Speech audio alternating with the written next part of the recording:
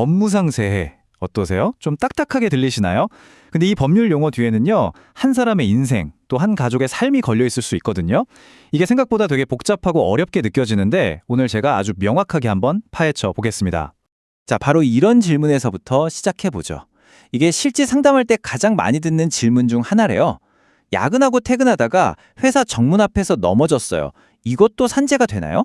A씨의 이 사고, 과연 법은 어떻게 볼까요? 우리 같이 한번 그 답을 찾아가 봅시다. 우선 법에서 말하는 업무상 재해가 뭔지부터 딱 짚고 넘어가야겠죠? 여기 보시는 것처럼 업무상의 사유 때문에 근로자가 다치거나 병들거나 장애를 입거나 심지어 사망에 이르는 걸 말합니다. 여기서 제일 중요한 핵심 키워드가 뭘까요? 바로 업무상의 사유라는 부분입니다. 이 복잡한 법 조항을요, 딱 두 가지 질문으로 아주 간단하게 정리할 수 있습니다. 첫째, 이게 과연 업무 때문에 일어난 일인가? 그리고 둘째, 그 일 때문에 정말로 다치거나 아프게 됐는가? 이 두 가지 질문에 모두 네라고 대답할 수 있다면 여러분은 이미 업무상 재해라는 문턱을 거의 넘으신 겁니다. 좋아요. 그러면 법에서는 도대체 어떤 상황들을 업무상이라고 보는 걸까요? 자, 법에서는 몇 가지 대표적인 장면들을 통해서 업무상 사고가 뭔지 구체적으로 알려주고 있습니다. 자, 이 장면들을 한번 보세요. 흔히들 공장에서 기계에 다치는 것만 산재라고 생각하기 쉬운데 전혀 그렇지 않습니다.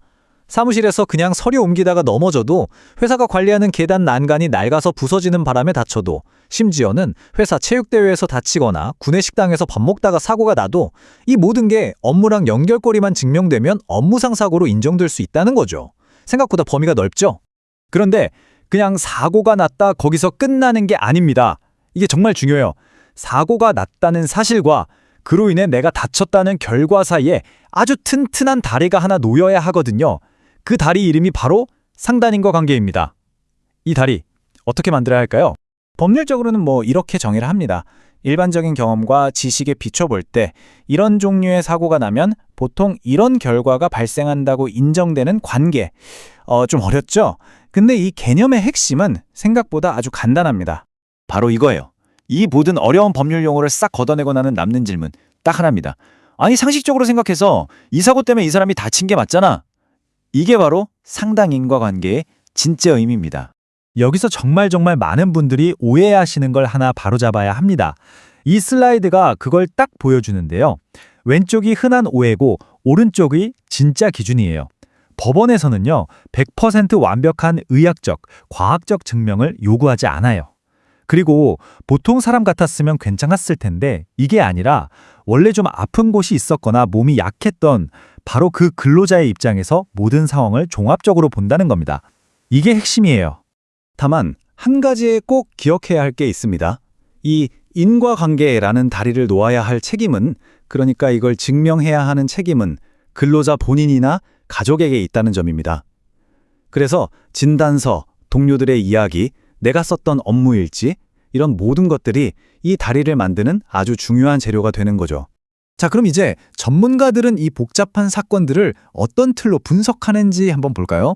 머릿속에 두 개의 축을 딱 그려보세요. 하나는 업무 수행성, 다른 하나는 업무 기인성이라는 축입니다. 쉽게 말해서 업무 수행성은 언제, 어디서 일어난 일이냐, 즉 회사의 관리 감독 아래에서 일어난 일이냐를 따지는 거고요. 업무 기인성은 왜 일어났냐, 그러니까 그 사고의 근본 원인이 진짜 업무 때문이냐를 따지는 겁니다. 이 두 가지가 서로 어떻게 관련되는지가 굉장히 중요합니다. 옛날에는요, 이 두 가지가 모두 있어야만 산재로 인정을 해줬어요. 무조건 회사 안에서 일하는 중에 사고가 나야 했죠. 그런데 법이 바뀌면서 아주 큰 변화가 생겼습니다. 이제는 꼭 일하는 도중에 일어난 사고가 아니더라도 그 원인이 명백하게 업무 때문이라는 게 밝혀지면, 즉 업무 기인성이 뚜렷하면 인정받을 수 있는 길이 훨씬 넓어졌다는 겁니다. 이건 정말 중요한 변화예요. 그래서 실무에서는 보통 이렇게 접근합니다. 예를 들어 공장에서 떨어지거나 기계에 끼이는 사고처럼 언제 어디서 다쳤는지가 명확한 사고는 업무 수행성이 있었는지를 먼저 따져보고요. 반대로 과로로 쓰러졌다거나 스트레스로 우울증이 온 것처럼 원인이 좀 복잡적이고 서서히 나타나는 질병의 경우에는 업무 기인성, 그러니까 도대체 업무가 그 병의 원인에 얼마나 영향을 미쳤는지를 집중적으로 파고들게 되는 거죠. 자, 그렇다고 해서 일하다가 생긴 모든 일이 업무상 재해가 되는 건 아니에요. 여기에도 예외는 있습니다. 하지만 법이라는 게요, 그냥 차가운 규칙만으로 돌아가는 건 아니거든요. 그 조항들 사이사이를 잘 들여다보면 사람을 향한 따뜻한 시선, 그러니까 예외라는 게 존재합니다. 원칙은 아주 명확합니다. 근로자가 일부러 고의로 자신을 다치게 하거나 범죄를 저지르다가 사고가 난 경우에는 업무상 재해로 보지 않습니다. 이건 당연하겠죠? 하지만 바로 여기에 법의 인간적인 면모가 드러납니다. 예를 들어 업무 때문에 너무 극심한 스트레스를 받아서 정신질환을 앓게 됐어요. 그래서 정상적인 생각이나 판단을 하기가 어려운 상태에서 안타깝게도 극단적인 선택을 했다면 법은 이걸 그냥 개인의 선택으로 보지 않는다는 겁니다. 이건 업무상 재해가 낳은 또 다른 비극적인 결과라고 보는 거죠. 결국 이 업무상 재해를 둘러싼 모든 복잡한 법조항과 판례들은요, 결국 이 하나의 질문으로 모아집니다. 일하다 다친 사람을 그냥 이대로 혼자 내버려둬도 되는가? 이 질문에 대한 우리 사회의 대답, 그게 바로 이 산업재해보상보험제도에 담긴 근본적인 철학이 아닐까요? 안녕하세요. 산재보상에 대해 궁금하신 점이 있으시면 언제든지 연락 주시기 바랍니다.